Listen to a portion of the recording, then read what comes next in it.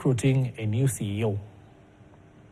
Morgan Stanley Capital International, MSCI, a leading provider of critical decision support services for the global investment community, has announced the addition of the Cooperative Bank of Kenya as a constituent counter in the MSCI Frontier Markets Index.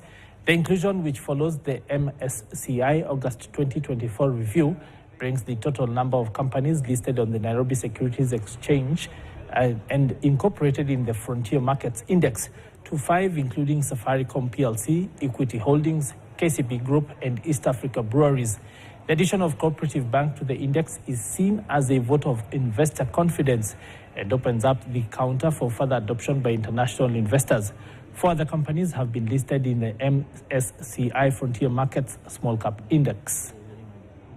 Now, Kenya is one of 7 different countries in Eastern and Southern Africa region that will have to import grain to bridge a local deficit in the year 2024.